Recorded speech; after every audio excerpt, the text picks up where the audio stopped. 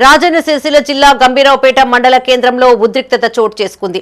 Mallupalli reach నుంచి ఇసుకను తరలిస్తున్న ట్రాక్టర్లకు మండల కేంద్రంలో ట్రాక్టర్ యూనియన్ సభ్యులు అడ్డుకున్నారు. సమాచారం అందుకున్న రెవెన్యూ పోలీసు అధికారులు అక్కడికి చేరుకుని ఇరు వర్గాలకు నచ్చచెప్పి ట్రాక్టర్లను అక్కడి నుంచి తరలించారు. ఏమైనా సమస్యలు ఉంటే పోలీస్ స్టేషన్లో ఫిర్యాదు చేయాలని సూచించారు. రాజన్న సిరిసిల్ల జిల్లా గంభీరావుపేట మండలం మల్లుపల్లి ఇసుక రీచ్ నుండి ఇసుకను తరలిస్తున్న ట్రాక్టర్లను గంభీరావుపేటలో స్థానిక ట్రాక్టర్ యూనియన్ సభ్యులు అడ్డుకున్నారు. సమాచారం అందుకున్న రెవెన్యూ పోలీసు అధికారులు అక్కడికి చేరుకుని వివరాలు ఆరా తీశారు. 4 రోజుల క్రితం అన్ని అనుమతులతో మల్లుపల్లి ఇసుక రీచ్ కు చేరుకున్న తమ ట్రాక్టర్లను గ్రామస్తులు అడ్డుకున్నారని వారు పోలీసులకు వివరించారు.